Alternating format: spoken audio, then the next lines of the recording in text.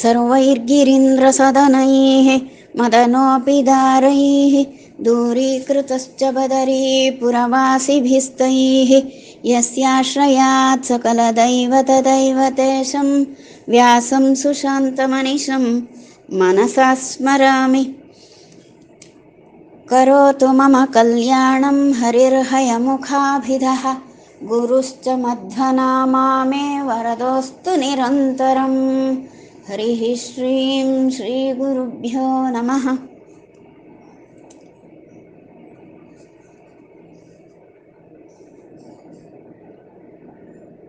ಸರಸಭಾರತಿ ವಿಲಾಸದಲ್ಲಿ ಈಗಾಗಲೇ ನಮಗೆ 33 ಶ್ಲೋಕಗಳ ವಿಚಾರ ಪೂರೈಸಿತ್ತು. ಈ 33ನೇ ಶ್ಲೋಕದಲ್ಲಿ ಒಂದು ಕಾವ್ಯ ಚಮತ್ಕಾರವು ಕೂಡ ಕಾಣ್ತದೆ. ಅದರಲ್ಲಿ ಆ ಪರಮಾತ್ಮ ಭೂದೇವಿಯನ್ನು ಹೊತ್ತು ರಸಾತಲ ಲೋಕದಲ್ಲಿ ಹಿರಣ್ಯಾಕ್ಷನಿಂದ ಇರಿಸಲ್ಪಟ್ಟಂತಹ ಭೂಮಿಯನ್ನು ತನ್ನ ಕೋರೆದಾಡೆಗೆ ಸಿಕ್ಕಿಸಿಕೊಂಡು ವರಾಹರೂಪಿ ಭಗವಂತ ಅದನ್ನು ಮೇಲೆ ತಂದ. ಈ ಭೂಲೋಕವನ್ನು ಸುಸ್ಥಿತಿಯಲ್ಲಿ ಸ್ಥಾಪನೆ ಮಾಡಿದ. ಇದರಿಂದ ಅನೇಕ ದೇವತೆಗಳಿಗೆ ಬಹಳ ಆನಂದ ಆಯಿತು. ಯಾಕೆಂದರೆ ಯಜ್ಞಾದಿ ಸರ್ವ ಸತ್ಸಾಧನಕ್ಕೆ ಆಶ್ರಯವಾದದ್ದು ಈ ಭೂತಲ. ಇಂತಹ ಭೂಲೋಕವೇ ಮರೆಯಾಗಿ ಹೋಗಿತ್ತಲ್ಲ, ಅದನ್ನು ಆ ಭೂಲೋಕವನ್ನೇ ಮೇಲೆತ್ತಿ ತಂದ ರೂಪ ವರಾಹರೂಪ. ಈ ಭೂಮಿಯನ್ನು ರಸಾತಲ ಲೋಕದಲ್ಲಿ ಹುಗಿಸಿಟ್ಟಿದ್ದಂಥವ ಹಿರಣ್ಯಾಕ್ಷ ಎನ್ನುವಂತಹ ಅಸುರ. ಆ ಹಿರಣ್ಯಾಕ್ಷನ ಸಂಹಾರ ಮಾಡಿ ತನ್ನ ಕೋರೆದಾಡೆಯ ತುದಿಯಲ್ಲಿ ಭೂಮಿಯನ್ನು ಸಿಕ್ಕಿಸಿಕೊಂಡು ಬಂದು ಈಗ ನಾವೆಲ್ಲ ವಾಸ ಮಾಡುವಂತಹ, ನಮ್ಮ ವಾಸಕ್ಕೆ ಆಶ್ರಯವಾದಂತಹ ಭೂಮಿಯನ್ನು ಸ್ಥಾಪನೆ ಮಾಡಿದವ ಪರಮಾತ್ಮ. ಭೂಲೋಕ ಹೇಳ್ತೇವೆ, ಭೂಮಿ ಹೇಳ್ತೇವೆ, ಹೀಗೆ ನಾವು ಇಲ್ಲಿ ನಾನಾ ರೀತಿಯ ವ್ಯವಹಾರ ಮಾಡ್ತೇವೆ. ಆದರೆ ಪ್ರಮುಖವಾಗಿ ಭೂಮಿಯ ಈ ಒಂದು ಸಂಸ್ಥಾಪನೆ ಮಾಡಿದ್ದು ಪರಮಾತ್ಮ ಸರ್ವ ಯಜ್ಞಾಚರಣೆಗೆ ಅಂತ. ಬಹುರೀತಿಯ ಯಜ್ಞಾಚರಣೆಗಳನ್ನು ಮಾಡಿ ಸಾತ್ವಿಕ ಜೀವಾತ್ಮರು ಭಗವಂತನಿಗೆ ಪ್ರೀತಿಕರವಾದಂತಹ ಸತ್ಸಾಧನವನ್ನು ಮಾಡಿಕೊಳ್ಬೇಕು ಅನ್ನೋ ಉದ್ದೇಶಕ್ಕೆ ಆಗ ಒಂದು ಪರಮಾತ್ಮ ಆಲೋಚಿಸಿದಂತೆ ಇಡೀ ಬ್ರಹ್ಮಾಂಡವನ್ನೇ, ಅಂದರೆ 14 ಲೋಕಗಳನ್ನು ಕೂಡ ಪರಮಾತ್ಮ ಸೃಷ್ಟಿ ಮಾಡಿದ ನಂತರದಲ್ಲಿ ಇದನ್ನು ಹೊತ್ತದ್ದು ಶೇಷ. ತನ್ನ 1000 ಹೆಡೆಗಳ ಏನುಂಟು, ಆ 1000 ಹೆಡೆಗಳಲ್ಲಿ ಒಂದು ಹೆಡೆಯ ಮೇಲೆ ಒಂದು ಸಾಸಿವೆ ಕಾಳನ್ನು ನಾವೆಷ್ಟು ಭಾರ ಅಂತ ಭಾವಿಸಿ ಹೊರ್ತೇವೋ ಅಷ್ಟೇ, ಅಂದರೆ ಒಂದು ಸಾಸಿವೆ ಕಾಳಿನಷ್ಟು ಹಗುರವಾಗಿ ಆ ಶೇಷದೇವರು ತನ್ನ ಒಂದು ಹೆಡೆಯ ಮೇಲೆ ಇಡೀ ಬ್ರಹ್ಮಾಂಡವನ್ನು ಹೊತ್ತಿದ್ದಾನೆ. ಇಂತಹ ಶೇಷನ ತಲೆಯ ಮೇಲೆ ಈ ಭೂಲೋಕವನ್ನು ಪ್ರತ್ಯೇಕವಾಗಿ ಇರಿಸಿಬಿಡೋದಾ ಅಂತ ವಿಚಾರ ಮಾಡಿದ್ನಂತೆ ಪರಮಾತ್ಮ. ಅಥವಾ ತಾನೇ ಆಧಾರನಾಗಿರುವುದಾ ಅಂತ. ಹೀಗೆ ಒಂದು ಆ ಶೇಷದೇವರನ್ನು ಅದೋಷೆ ಶೇಷೆ ಅಂತ ಹೇಳ್ತಾರೆ. ಹೀಗೆ ತಾನೊಂದು ಆ ಪರಮಾತ್ಮನ ಬಗ್ಗೆ ಅವನ ಒಂದು ವಿಚಾರ ಹೀಗೆ ಬಂತೇನೋ ಅಂತ ನನಗೊಂದು ಸಂಶಯ ಬರ್ತದೆ ಅಂತ ಹೇಳ್ತಾರೆ. ಅಂದರೆ ಶೇಷದೇವರು ಅದೋಷರು, ದೋಷರಹಿತರಾಗಿದ್ದುಕೊಂಡು 14 ಲೋಕಗಳನ್ನು ಹೊತ್ತವರು. ಅವರಲ್ಲಿ ಪರಮಾತ್ಮ ಮಾಡಿದಂತಹ ವಿಶೇಷವಾದಂತಹ ಅನುಗ್ರಹವೇನೋ ಈ ಭೂಮಿಯನ್ನು ಮೇಲೆತ್ತಿ ತಂದಂತಹ ಭೂಮಿಯನ್ನು ಶೇಷದೇವರ ಮೇಲೆ ಹಾಗೆ ಇರಿಸಿದ್ನ ಅಂತ ನನಗೆ ಒಂದು ಶಂಕೆ ಬರ್ತದೆ ಅಂತ ಹೇಳ್ತಾರೆ. ಈ 14 ಲೋಕಗಳಲ್ಲಿ ಭೂಲೋಕವೂ ಒಂದು. ಹಾಗಾಗಿ ಶೇಷದೇವರು ಅವಶ್ಯವಾಗಿ ಭೂಮಿಯನ್ನು ಹೊತ್ತಿದ್ದಾರೆ. 14 ಲೋಕ ಹೊತ್ತಾಗ ಭೂಮಿಯನ್ನು ಹೊತ್ತ ಹಾಗಾಯಿತು. ಹೀಗೆ ಶೇಷದೇವರನ್ನು ಆಶ್ರಯಿಸಿಕೊಂಡೇ ಈ ಇಡೀ ಬ್ರಹ್ಮಾಂಡ, ಅಂದರೆ 14 ಲೋಕಗಳು ಕೂಡ ಇವುಗಳ ಅಸ್ತಿತ್ವ ಇದೆ ಅಂತ ಇದನ್ನು ತಿಳಿಬೇಕು. ಹೀಗೆ ನಮಗೆ ಆ ಶೇಷದೇವರ ಒಂದು ಸಂಸ್ಮರಣೆ, ಅವರ ಬಗ್ಗೆ ನಾವೆಷ್ಟು ಕೃತಜ್ಞರಾಗಿರಬೇಕು ಅನ್ನೋದನ್ನು ಗುರುರಾಜರು ತಿಳಿಸ್ತಾರೆ. ಹೀಗೆ ದೇವತೆಗಳ ಬಹುವಿಧವಾದ ಉಪಕಾರ ಇದೆ ನಮಗೆ. ಎಲ್ಲವೂ ನಮಗೆ ಕಾಣಿಸುವುದಿಲ್ಲ ಅಷ್ಟೆ. ನಮ್ಮ ಕಣ್ಣಿಗೆ ಕಾಣದೇ ಇರೋದ್ರಿಂದ ನಾವು ಅವರನ್ನು ಮರೀತೇವೆ, ಇದ್ದವರನ್ನು ಇಲ್ಲ ಹೇಳ್ತೇವೆ, ಅಥವಾ ಅವರ ಮಹತ್ವವನ್ನು ತಿಳಿದೆ ಅವರ ಬಗ್ಗೆ ಅಲ್ಲಗೆಳೆದು ಮಾತನಾಡುವುದು, ವಿಚಾರ ಮಾಡುವುದೆಲ್ಲ ಮಾಡ್ತೇವೆ. ಹಾಗಾಗಬಾರ್ದಲ್ಲ. ಅದಕ್ಕಾಗಿ ಅದೋಷೆ ಶೇಷೆ ಅಂಥೇಳಿ ಗುರುರಾಜರು ನಮಗೆ ಎಚ್ಚರಿಕೆ ಕೊಡ್ತಾರೆ. ಈಗ 34ನೆಯ ಶ್ಲೋಕ. ಇದರಲ್ಲಿ ಇಲ್ಲಿ ಹೇಳುವಂಥದ್ದು, ಯೋ ವಾಯೋರ್ವದನೆ ಸ್ವಹೃದ್ವರಸರಃ ಸಂಜಾತ ಶಾಸ್ತ್ರಾಂಬುಜ ಪ್ರೇಮಾಲಂಬನ ಸೌರಭಂ ಸುರಸಭಾ ಮಧ್ಯೆ ಪುಪೂರ ಪ್ರಭು ತಂ ವ್ಯಾಸಂ ಹರಿತೋಪಲಾಚಲಸ್ತುಲಂ ಶ್ರೀಶಂ ಭಜಾಮೋನಿಶಂ ತಂ ಮಧ್ವಂಚ ನಿಜಾಧ್ವಯಾಯಿಷು ಯಥಾ ಯೋಗ್ಯಂ ತದಂಸಾರ್ಪಕಂ. ಈಗಾಗಲೇ ನಮಗೆ ಪರಮಾತ್ಮನ ಹೈವದನ ರೂಪ ಮತ್ತು ವರಾಹ ರೂಪವನ್ನು ವಿಸ್ತಾರವಾಗಿ ಹೇಳಿಯಾಗಿದೆ. ವರಾಹ ರೂಪದ ಬಗ್ಗೆಯೂ ಕೂಡ 4 ಶ್ಲೋಕಗಳನ್ನು ಗುರುರಾಜರು ಮಾಡಿಯಾಗಿತ್ತು. ಈಗ ನಮಗೆ ವಾಸಿಷ್ಠ ಕೃಷ್ಣ ರೂಪವನ್ನು ವರ್ಣಿಸಿ ಹೇಳ್ತಾರೆ. ಯೋ ವಾಯೋಹೋ ವದನೆ ಅಂತ ಪ್ರಾರಂಭ. ಇದು 34ನೆಯ ಶ್ಲೋಕ. ಇದರಲ್ಲಿ ಆ ವಾಸಿಷ್ಠ ಕೃಷ್ಣರು ನಮಗೆ ಮಾಡಿದಂತಹ ಉಪಕಾರವನ್ನು ಮೊದಲು ನಮಗೆ ನೆನಪು ಮಾಡಿಕೊಡ್ತಾರೆ ಗುರುರಾಜರು. ಸ್ವಹೃದ್ವರ ಸರಸ್ ಸಂಜಾತ ಶಾಸ್ತ್ರಾಂಬುಜ ಪ್ರೇಮಾಲಂಬನ ಸೌರಭಂ ಅಂತ. ಕಮಲ ಪುಷ್ಪ ಇದೆ ಹೇಳಾದರೆ ಆ ಕಮಲ ಪುಷ್ಪ ಸೌರಭವನ್ನು ಬೀರ್ತದೆ, ಅಂದರೆ ಸುಗಂಧವನ್ನು ಬೀರ್ತದೆ. ಕಮಲ ಪುಷ್ಪ ಸುಗಂಧವನ್ನು ಹೊಂದಿರುವುದು ಸಹಜ. ಆ ಸುಗಂಧವನ್ನು ದಿಕ್ಕು ದಿಕ್ಕುಗಳಿಗೆ ಬೀಸಿ ತಂದುಕೊಡುವಂಥದ್ದು ಯಾರು ಅಂದರೆ ನಮ್ಮ ಮುಖಕ್ಕೆ ಮುಟ್ಟಿಸುವುದು, ನಮ್ಮ ಮೂಗಿಗೆ ಮುಟ್ಟಿಸುವುದು ಗಾಳಿ. ಗಂಧವಾಹ ಅನಿಲಾಸುಗಾಹ ಅಂತ ಹೇಳ್ತಾರೆ. ಗಂಧವಾಹ ಅಂತಲೇ ಮುಖ್ಯ ಪ್ರಾಣನಿಗೆ ಹೆಸರು, ಗಾಳಿಗೆ ಗಂಧವಾಹ ಅಂತ ಹೆಸರು. ಗಾಳಿಯ ದೇವರೇ ವಾಯುದೇವರು. ಆ ವಾಯುದೇವರು ಬೀಸಿ ಬೀಸಿ ಸುಗಂಧವನ್ನು ತಂದುಕೊಡ್ತಾರೆ, ಗಂಧವಾಹರಾಗಿದ್ದಾರೆ. ಇಲ್ಲಿ ಕಮಲ ಪುಷ್ಪಕ್ಕೆ ಸುಗಂಧ ಉಂಟು. ಆ ಸುಗಂಧವನ್ನು ಬೀಸುವುದರಿಂದ ಆಸ್ವಾದಿಸುವವರ ಮುಖಕ್ಕೆ ಅದನ್ನು ತಂದು ಒದಗಿಸ್ತಾರೆ ವಾಯುದೇವರು. ಇಷ್ಟು ಗೊತ್ತು ನಮಗೆ. ಗಾಳಿ ಬೀಸುವಾಗ ಗಾಳಿ ಹೊತ್ತು ತಂದಂತಹ ಆ ಕಮಲ ಪುಷ್ಪದ ಸುಗಂಧ ನಮ್ಮ ಮೂಗಿಗೆ ಬಡಿಯುತ್ತದೆ, ಇಷ್ಟು ಗೊತ್ತು. ಈಗ ಆ ಕಮಲ ಪುಷ್ಪ ಯಾವುದು, ಅದರ ಸುಗಂಧ ಏನು, ಅದನ್ನು ಗಾಳಿ ಹೇಗೆ ಬೀಸಿ ತಂದುಕೊಡ್ತದೆ, ಅದರ ಪ್ರಯೋಜನ ಏನು ಇತ್ಯಾದಿ ವಿಷಯಗಳಿಗೆ ಇದನ್ನು ಉಪಮಾನವಾಗಿಟ್ಟುಕೊಂಡು ಉಪಮೆಯನ್ನು ಹೇಳ್ತಾರೆ ನಮಗೆ. ಸ್ವಹೃದ್ ವರಸ ರಸ್ಸಂಜಾತ, ತಮ್ಮ ಉತ್ತಮವಾದಂತಹ ಮನಸ್ಸು ಎನ್ನುವಂತಹ ಸರೋವರದಲ್ಲಿ ಅರಳಿದಂತಹ ಶಾಸ್ತ್ರಗಳು ಎನ್ನುವ ತಾವರೆ. ಅಂದರೆ ವಾಸಿಷ್ಠ ಕೃಷ್ಣರ ಮನಸ್ಸೆನ್ನುವುದೇ ಒಂದು ಸರೋವರ. ಆ ಮಾನಸ ಸರೋವರದಲ್ಲಿ, ಅಂದರೆ ವಾಸಿಷ್ಠ ಕೃಷ್ಣರೂಪಿ ಭಗವಂತನ ಮನಸ್ಸೆನ್ನುವಂತಹ ಸರೋವರ, ಮಾನಸ ಸರೋವರ, ಅದರಲ್ಲಿ ಅರಳಿದ ತಾವರೆಗಳು ಅಂದರೆ ಶಾಸ್ತ್ರಗಳು.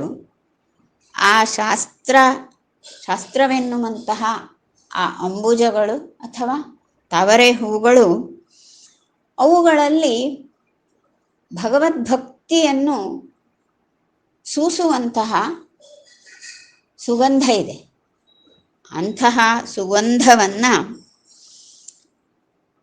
ದೇವತೆಗಳ ಸಭೆಯ ಮಧ್ಯದಲ್ಲಿ ತಂದು ಮುಟ್ಟಿಸುವಂಥದ್ದು ಗಾಳಿ ಅಂತ ಹೇಳ್ತಾರೆ. ಯಾಕೆಂದರೆ ಆ ಶಾಸ್ತ್ರ ಸುಗಂಧವನ್ನು, ಶಾಸ್ತ್ರದಲ್ಲಿ ಹೇಳಲ್ಪಡುವಂತಹ ತತ್ವಪ್ರಮೇಯಗಳ ಸುಗಂಧವನ್ನು, ಅದು ನಮಗೆ ಪರಿಣಮಿಸಿ ಕೊಡುವಂತಹ ಭಕ್ತಿಯನ್ನು, ಅದನ್ನೆಲ್ಲ ಅದರ ಪ್ರಯೋಜನವನ್ನು ಹೀರಿಕೊಳ್ಳುವಂಥವರು ದೇವತೆಗಳು.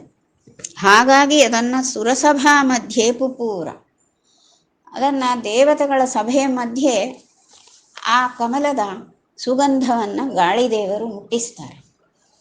ಅಂದರೆ ಈ ಶಾಸ್ತ್ರ ಪ್ರಮೇಯಗಳು ಎನ್ನುವಂತಹ ಕಮಲದ ಸುಗಂಧ, ಶಾಸ್ತ್ರಗಳೆನ್ನುವಂತಹ ಕಮಲಗಳ ಪ್ರಮೇಯ, ಭಕ್ತಿಪೂರ್ಣವಾದಂತಹ ಪ್ರಮೇಯ ಎನ್ನುವಂತಹ, ಪ್ರಮೇಯ ಜ್ಞಾನ ಎನ್ನುವಂತಹ ಸುಗಂಧವನ್ನು ದೇವತೆಗಳ ಸಭೆಗೆ ತೆಗೆದುಕೊಂಡು ಹೋಗಿ ಮುಟ್ಟಿಸುವಂಥವರು ವಾಯುದೇವರು.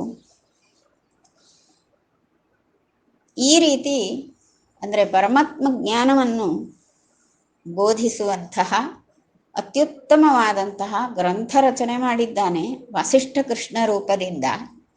ಅದು ಮಹಾಭಾರತ, ಪುರಾಣಗಳು, ಇತಿಹಾಸ, ಎಲ್ಲ ಬ್ರಹ್ಮಸೂತ್ರಗಳು ಇವೆಲ್ಲ ಉಂಟು. ಆ ಎಲ್ಲ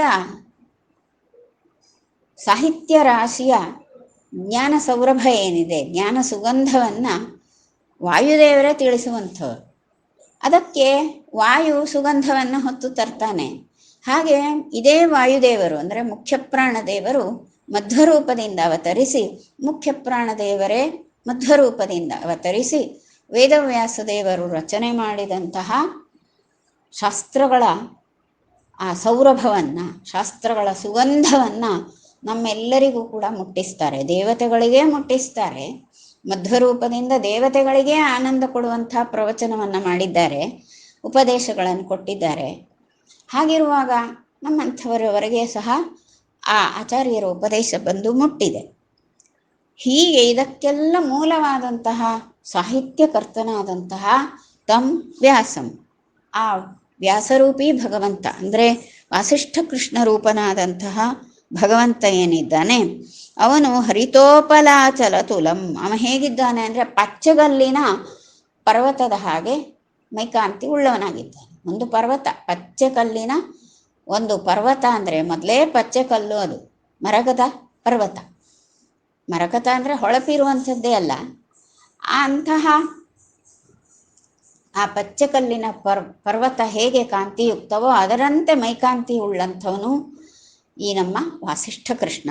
ಇಂತಹ ವಾಸಿಷ್ಠ ಕೃಷ್ಣನಾಗಿರುವಂತಹ ಶ್ರೀಪತಿ, ಶ್ರೀಪತಿಯಾಗಿರುವಂತಹ ಆ ವೇದವ್ಯಾಸನನ್ನು ನಾವು ಭಜಾಮೋ ಅನಿಶಂ, ಸದಾಕಾಲ ಭಜನೆ ಮಾಡೋಣ. ಹಾಗೆಯೇ ತಮ್ಮಧ್ವಂ, ಆ ಮಧ್ವರನ್ನು ಕೂಡ ನಾವು ಅನಿಶಂ ಭಜಾಮಹ, ಸದಾಕಾಲ ಭಜನೆ ಮಾಡೋಣ. ಯಾಕೆ? ವೇದವ್ಯಾಸರ ಸಾಹಿತ್ಯವನ್ನು ನಮಗೆಲ್ಲ ತಂದುಕೊಟ್ಟವರೇ ಅವರು, ದೇವತೆಗಳಿಗೆ ಮುಟ್ಟಿಸಿದವರು ಮಧ್ವರು. ಯಾಕೆಂದರೆ ವ್ಯಾಸರ ಅಭಿಪ್ರಾಯವನ್ನು ಬಲ್ಲವರು ಮತ್ಯಾರು? ಮುಖ್ಯ ಪ್ರಾಣದೇವರೇ ಬಲ್ಲವರು. ಆ ಮುಖ್ಯ ಪ್ರಾಣದೇವರೇ ಮಧ್ವರೂಪದಿಂದ ಭೂಮಿಯಲ್ಲಿ ಅವತಾರ ಮಾಡಿ ವ್ಯಾಸ ಸಾಹಿತ್ಯದ ಸುಗಂಧವನ್ನೆಲ್ಲ ದೇವತೆಗಳಿಗೂ ಮುಟ್ಟಿಸಿದ್ದಾರೆ, ಭೂಮಿಯಲ್ಲಿರುವಂತಹ ಸತ್ಪ್ರಜೆಗಳು, ಸಾತ್ವಿಕ ಜೀವರಿಗೂ ಕೂಡ ಮುಟ್ಟಿಸಿದ್ದಾರೆ. ಇಂತಹ ಮಧ್ವರನ್ನು ನಾವು ಅನಿಶಂ ಭಜಾಮಹ, ಸದಾಕಾಲ ಭಜನೆ ಮಾಡೋಣ ಅಂತ. ಮುಂದೆ ನಿಜಾಧ್ವಯಾಯಿಷು ಯಥಾಯೋಗ್ಯಂ ತದಂಶಾರ್ಪಕಂ, ಮತ್ತು ತನ್ನ ಅಧ್ವ ಅಂದರೆ ಮಾರ್ಗ ಅಂತ ಅರ್ಥ. ಅಧ್ವ ಯಾಯಿ, ಯಾಯಿ ಅಂದರೆ ನಡೆದಾಡುವವ ಅಂತ. ಯಾರು ಆ ಮಾರ್ಗದಲ್ಲಿ ನಡೆದಾಡ್ತಾರೋ ಅಂಥವರಿಗೆ ಯಥಾಯೋಗ್ಯವಾಗಿ ಆ ಜ್ಞಾನ ಸೌರಭವನ್ನು ಮುಟ್ಟಿಸ್ತಾರೆ ಅಂತ. ಅಂದರೆ ಮಾರ್ಗ ಅಂದರೆ ಯಾವುದು? ಆ ಕಮಲ ಪುಷ್ಪಗಳ ಸುಗಂಧ ಬೀಸಿ ಬರುವಂತಹ ಗಾಳಿಯ ಸಂಚಾರ ಇರುವಂತಹ ಮಾರ್ಗದಲ್ಲಿ ಹೋಗಬೇಕು ಅಂತ. ಅಂದರೆ ಆಚಾರ್ಯ ಮಧ್ವರು ವ್ಯಾಸರ ಆ ದಿವ್ಯ ಸಾಹಿತ್ಯ ಸುಗಂಧವನ್ನು ಲೋಕಕ್ಕೆಲ್ಲ ಬೀರ್ತಾರೆ. ಆದರೆ ನಾವು ಆ ಜ್ಞಾನ ಮಾರ್ಗದಲ್ಲಿ ಹೆಜ್ಜೆ ಇಡಲಿಕ್ಕೆ ಪ್ರಯತ್ನ ಪಡಬೇಕು. ನಾವು ಆಚಾರ್ಯರ ಸನ್ಮಾರ್ಗವನ್ನು ಅನುಸರಿಸಿದರೆ ನಮಗೆ ಅವರ ಆಚಾರ್ಯರ ಆ ಒಂದು ಉಪದೇಶ, ಅವರು ನಮಗೆ ಕೊಡುವಂತಹ ಆ ಶಾಸ್ತ್ರ ಸೌರಭ ಸ್ವೀಕರಿಸಲಿಕ್ಕಾಗ್ತದೆ. ಅನುಗ್ರಹ ಮಾಡ್ತಾರೆ, ನಾವು ಮನಸ್ಸು ಮಾಡಬೇಕಷ್ಟೆ. ಅದನ್ನು ಇಲ್ಲಿ ತಿಳಿಸುವಂಥದ್ದು. ಹರಿತ ಅಂದರೆ ಹಸಿರು ಅಂತ ಅರ್ಥ. ಹರಿತೋಪಲ ಅಂದರೆ, ಉಪಲ ಅಂದರೆ ಕಲ್ಲು ಅಂತ, ಹರಿತೋಪಲ ಅಂದರೆ ಪಚ್ಚೆ ಕಲ್ಲು ಅಂತ. ಪಚ್ಚೆ ಕಲ್ಲು ಇರುವಂತಹ ಅಚಲ ತುಲಂ, ಅಚಲ ಅಂದರೆ ಪರ್ವತ, ಅದಕ್ಕೆ ಸಮಾನವಾದದ್ದು. ಅಂದರೆ ಪಚ್ಚೆ ಕಲ್ಲುಗಳು ತುಂಬಿರುವಂತಹ ಪರ್ವತಕ್ಕೆ ಸಮಾನವಾದಂತಹ ಕಾಂತಿಯುಕ್ತವಾದ ಮೈ ಬಣ್ಣವನ್ನು ಹೊಂದಿರುವವರು ತಂ ವ್ಯಾಸಂ ಅಂತ. ವ್ಯಾಸ ಶಬ್ದಕ್ಕೆ ಇದು ವಿಶೇಷಣ. ಹೀಗೆ ಯೋ ವಾಯೋ ವದನೆ ಸ್ವಹೃದ್ವರಸರ ಸಂಜಾತ ಶಾಸ್ತ್ರಾಂಬುಜ ಪ್ರೇಮಾಲಂಬನ ಸೌರಭಂ.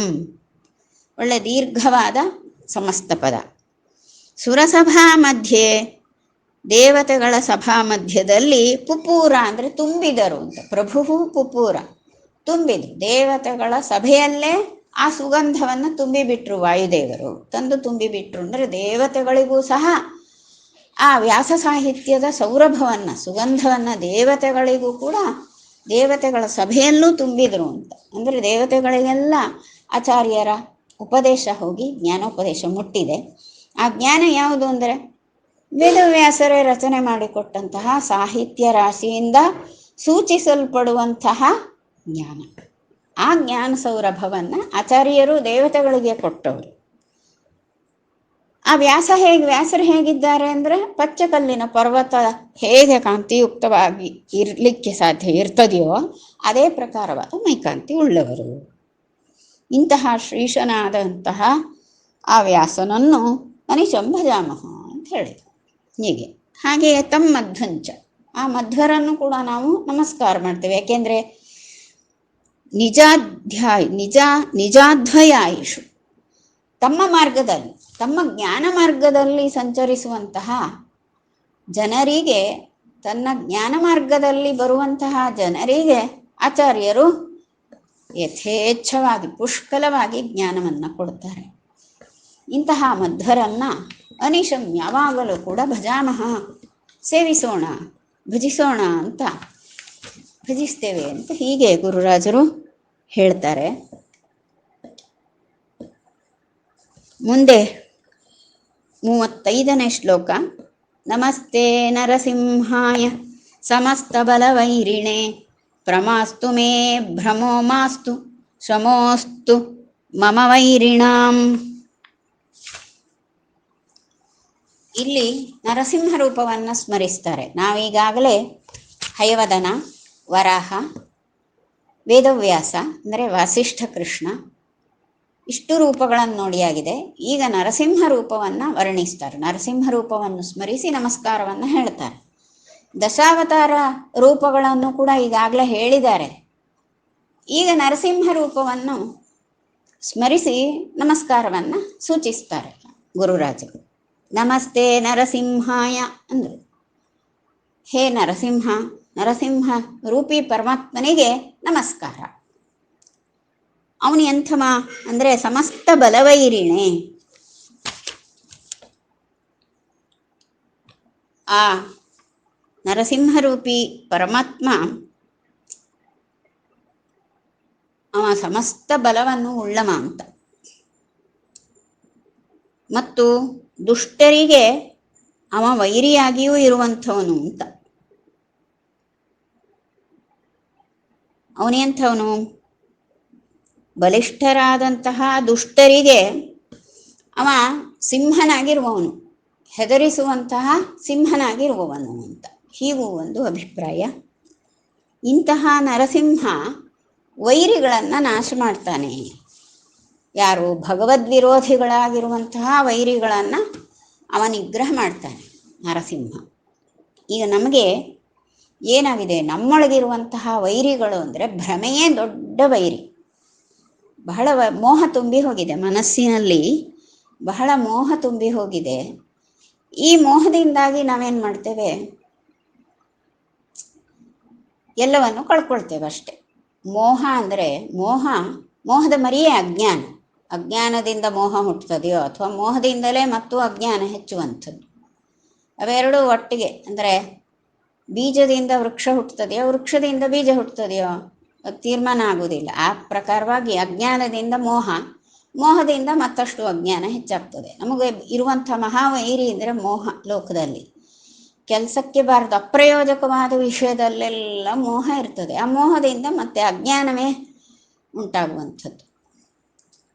ಹೀಗೆ ಮೋಹ ಬಹಳ ಆದದ್ದರಿಂದ ಭ್ರಮೆ ಉಂಟಾಗ್ತದೆ. ಭ್ರಮೆ ಅದು ಮೋಹದಿಂದಲೇ ಭ್ರಮೆ ಉಂಟಾಗುವುದು. ಅಂದರೆ ಯಥಾರ್ಥವಾದ ಜ್ಞಾನ ಬರೋದಿಲ್ಲ, ಭ್ರಮೆ ಉಂಟಾಗ್ತದೆ. ಅದಕ್ಕೆ ಹೇಳ್ತಾರೆ, ನರಸಿಂಹ ನಿನಗೆ ನಾನು ನಮಸ್ಕಾರ ಮಾಡ್ತೇನೆ. ನನಗೆ ಭ್ರಮೋ ಮಾಸ್ತು, ನನಗೆ ಭ್ರಮೆಯು ಬೇಡ. ಮಾ ಅಸ್ತು, ಬೇಡ ಅಂತ ಅರ್ಥ. ಮಾ ಅಂದರೆ ಬೇಡ ಅಂತ. ನನಗೆ ಭ್ರಮೆಯು ನನಗೆ ಬೇಡ. ಪ್ರಮಾ ಅಸ್ತು, ಪ್ರಮಾ ಅಂದರೆ ಯಥಾರ್ಥ ಜ್ಞಾನ ಅಂತ. ಯಥಾರ್ಥ ಜ್ಞಾನ ಉಂಟಾಗಲೇ, ಅಯಥಾರ್ಥ ಜ್ಞಾನ ಬೇಡ. ಅಂದರೆ ಭ್ರಮೆಯು ಉಂಟಾಗುವುದು ಬೇಡ, ಯಥಾರ್ಥ ಜ್ಞಾನ ನನಗೆ ಉಂಟಾಗಲಿ ಅಂತ ಹೇಳ್ತಾರೆ. ಸಮೋಸ್ತು ಮಮ ವೈರಿಣಾಂ, ನನ್ನ ವೈರಿಗಳು ಶಾಂತರಾಗಲಿ ಅಂತ. ನನ್ನ ವೈರಿಗಳು ನನ್ನ ತಂಟೆಗೆ ಬರದೆ ಅವರು ನಿಗ್ರಹವಾಗಿ ಹೋಗಲಿ ಅಂತ. ಹಾಗಾದರೆ ನಮ್ಮೊಳಗೆ ಬೇರೆ ಅಂದರೆ ನಮಗೆ ಈ ಯಥಾರ್ಥ ಜ್ಞಾನವನ್ನು ಗಳಿಸಿಕೊಳ್ಳಲಿಕ್ಕೆ ವಿರೋಧಿಗಳಾಗಿರುವಂತಹ ದುಷ್ಟ ಶಕ್ತಿಗಳೇ ನಮಗೆ ವೈರಿಗಳು ಅಂತ. ಆ ವೈರಿಗಳೆಲ್ಲ ನಾಶವಾಗಲಿ ಅಂತ. ಇವರು ಜನ್ಮ ಜನ್ಮಾಂತರಕ್ಕೂ ಬರ್ತಾರೆ. ಹಾಗಾದರೆ ನಮ್ಮನ್ನು ಯಾರೋ ವಿರೋಧ ಮಾಡುವವರು ಮನುಷ್ಯರು ಯಾರ್ಯಾದರೂ ಇರ್ಬೋದಲ್ವಾ, ಅವರು ವೈರಿಗಳಲ್ವಾ ಅಂದರೆ ಅವರು ತಾತ್ಕಾಲಿಕ ವೈರಿಗಳು ಅಷ್ಟೆ. ಏನೋ ಹೆಚ್ಚಂದ್ರೆ ಒಂದು ಜನ್ಮದಲ್ಲಿ ವೈರಿಗಳಾಗಿರ್ಬೋದು, ಮತ್ತೊಂದು ಜನ್ಮಕ್ಕೆ ಅವ್ರು ಬರೋದಿಲ್ಲ. ಒಬ್ಬ ಮನುಷ್ಯ ವೈರಿಯೇ ಸತ್ತ ಮೇಲೆ ಅವನು ವೈರಿಯಾಗಿ ಉಳಿಯೋದಿಲ್ಲ. ನಾವು ಸತ್ತ ಮೇಲೂ ಅವನೇನು ನಮ್ಮ ಬಂಧ ಕಳೆದು ಹೋಗ್ತದೆ. ಆದ್ದರಿಂದ ಈ ಮನುಷ್ಯರು ವೈರಿಗಳು ಅಂದರೆ ಇವರೆಲ್ಲ ಈ ಜನ್ಮಕ್ಕೆ ಮಾತ್ರ ಸೀಮಿತ, ಅಥವಾ ಈ ಜನ್ಮದ ಕೆಲ ಕಾಲಕ್ಕೆ ಮಾತ್ರ ಸೀಮಿತ, ಹೀಗೆ ತಾತ್ಕಾಲಿಕ ವೈರಿಗಳು. ಈ ಮನುಷ್ಯರಲ್ಲಿ ವೈರ ಇದ್ದರೆ ಅದು ತಾತ್ಕಾಲಿಕ ವೈರ. ಆದರೆ ಜನ್ಮ ಜನ್ಮಾಂತರಕ್ಕೂ ಬರುವಂತಹ ವೈರಿಗಳು ಯಾರು ಅಂದರೆ ನಮ್ಮ ಮನಸ್ಸಿನಲ್ಲಿ, ಸೂಕ್ಷ್ಮ ಮನಸ್ಸಿನಲ್ಲಿ ಇರುವಂತಹ ರಾಗದ್ವೇಷಗಳು. ಆ ರಾಗದ್ವೇಷಗಳನ್ನು ಉಂಟು ಮಾಡುವಂತಹ ಕಾಮಕ್ರೋಧಾದಿ ವೈರಿಗಳು, ಮನೋದೋಷಗಳು. ಅಂತಹ ಆ ವೈರಿಗಳೆಲ್ಲ ನಾಶವಾಗಲಿ. ನನ್ನ ಮನೋಗತರಾದಂಥ ಎಲ್ಲ ವೈರಿಗಳು ನಾಶವಾಗಲಿ. ಅವರು ಉಂಟು ಮಾಡುವಂತಹ ಭ್ರಮೆಯೂ ನನಗೆ ಬೇಡ. ಪ್ರಮಾಸ್ತು, ಹೀಗೆ ಅಂತಹ ಕಸಗಳೆಲ್ಲ ಹೋದರೆ, ಬೇಡದ್ದೆಲ್ಲ ಅನಿಷ್ಟವಾದದ್ದೆಲ್ಲ ನಿವಾರಣೆ ಆದಮೇಲೆ ನನಗಿಷ್ಟವಾದದ್ದು ಯಾವುದು? ಪ್ರಮಾ ಅಂದರೆ ಯಥಾರ್ಥ ಜ್ಞಾನ, ನನಗಿಷ್ಟವಾದದ್ದು, ಅಗತ್ಯವಾದದ್ದು, ಹಿತವಾದದ್ದು. ಹೀಗೆ ನನ್ನ ಆತ್ಮಪೋಷಕವಾಗಿರುವಂತಹ ಯಥಾರ್ಥ ಜ್ಞಾನ ಎನ್ನುವಂಥದ್ದು ಉಂಟಾಗಲಿ ಅಂತ ಹೇಳ್ತಾರೆ. ನಿಯಂತ ಸರ್ವದೇವಾನಾಂ ನಿಹಂತಾಖಿಲ ರಕ್ಷಸಾಂ ಸಮಂತ ಕಮಲಾಕಾಂತಃ ಸಮಂತಾತ್ ಸುಖದೋಸ್ತು ಮೇ. ಮುಂದಿಂದು 36ನೇ ಶ್ಲೋಕ. ನಿಯಂತ ಸರ್ವದೇವಾನಾಂ, ಎಲ್ಲ ದೇವತೆಗಳನ್ನು ಕೂಡ ನಿಯಮಿಸುವಂಥವನು ಪರಮಾತ್ಮ. ನಿಹಂತಾಖಿಲ ರಾಕ್ಷಸಾಂ, ಎಲ್ಲ ರಾಕ್ಷಸರನ್ನು ಕೂಡ ನಿಗ್ರಹ ಮಾಡುವವನು ಪರಮಾತ್ಮ. ಒಂದೇ ಸಮಯಕ್ಕೆ ಎರಡು ರೀತಿಯದ್ದು ಹೇಳ್ತಾರೆ. ಲೋಕಕ್ಕೆ ಹಿತಕಾರಿಗಳಾಗಿರುವಂತಹ ದೇವತೆಗಳನ್ನು ನಿಯಮಿಸುವವನು ಪರಮಾತ್ಮ. ಲೋಕಕ್ಕೆ ಅಹಿತವನ್ನು ಉಂಟು ಮಾಡುವಂತಹ ರಾಕ್ಷಸರೇನಿದ್ದಾರೆ ಅಂತಹವರನ್ನ ನಿಹಂತ, ನಿಗ್ರಹ ಮಾಡುವವನು ಪರಮಾತ್ಮ. ಇಂತಹ ಪರಮಾತ್ಮ ಸಮಂತ ಕಮಲಾಕಾಂತಃ, ರಮಾಪತಿಯಾದಂತಹ ಈ ನರಸಿಂಹದೇವರು ಇವ ಸರ್ವಜ್ಞನಾಗಿದ್ದಾನೆ. ಇಂತಹ ಸರ್ವಜ್ಞನಾದಂತಹ ಲಕ್ಷ್ಮೀಪತಿಯಾದಂತಹ ನರಸಿಂಹದೇವರು ಸಮಂತಾತ್ ಸುಖದೋಸ್ತು ಮೇ, ನನಗೆ ಸಮಂತಾತ್ ಸಂಪೂರ್ಣವಾಗಿ ನನಗೆ ಸುಖದಃ ಅಸ್ತು, ಸುಖಪ್ರದನಾಗಲಿ ಅಂತ. ಸಂಪೂರ್ಣವಾದಂತಹ ಸುಖವನ್ನು ನನಗೆ ಈ ನರಸಿಂಹದೇವರು ಕೊಡಲಿ ಅಂತ ಪ್ರಾರ್ಥನೆ ಮಾಡ್ತಾರೆ. ಇಲ್ಲಿ ಸಂಪೂರ್ಣವಾದ ಸುಖ ಅಂದರೆ ಅದು ಈ ಜನ್ಮ ಪೂರ್ತಿ ನಮಗೆ ಸುಖದ ಜೀವನ ಸಿಗಬಹುದು. ಈ ಜನ್ಮದ ನಂತರದ ಮತ್ತೊಂದು ಜನ್ಮ ಗೊತ್ತಿಲ್ಲ, ಸುಖವೋ ದುಃಖವೋ ಗೊತ್ತಿಲ್ಲ ನಮಗೆ. ಸಂಪೂರ್ಣ ಸುಖ ಅಂದರೆ ಜನ್ಮ ಜನ್ಮಾಂತರಗಳಲ್ಲಿಯೂ ಕೂಡ ಸದಾ ಸೌಖ್ಯವನ್ನು ಕೊಡಲಿ ಪರಮಾತ್ಮ ಅನ್ನೋದು ಒಂದರ್ಥ. ಸಂಪೂರ್ಣ ಸುಖ, ಸಮಂತಾತ್ ಸುಖದ ಅಂದ್ರೆ ಅರ್ಥ ಏನು? ಸಮಂತಾದ್ ಅಂದರೆ ಸಂಪೂರ್ಣವಾಗಿ ಅಂತ. ಸಂಪೂರ್ಣವಾಗಿ ಸುಖಪ್ರದ ಅಂದರೆ ಶಾಶ್ವತ ಸುಖವನ್ನು ಕೊಡಲಿ, ಅಂದರೆ ಮೋಕ್ಷವನ್ನೇ ಕೊಡಲಿ ಅಂತ. ವೈಕುಂಠಾದಿ ಲೋಕಗಳಿಗೆ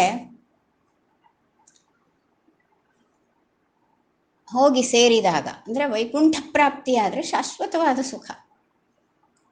ಅವನ ಮಾರ್ತೆ ಕೇಳಿದವರು ಒಲ್ಲರೂ ಸಂಸಾರವನ್ನು, ಅವನ ಮೂರ್ತಿ ನೋಡಿದವರು ಮನೆಯ ಧನವ ಬಿಡುವರು, ಅವನ ಪುರಕ್ಕೆ ಹೋದವರು ಒಮ್ಮೆಗಾದರೂ ಹಿಂದಿರುವರು ಅಂತ.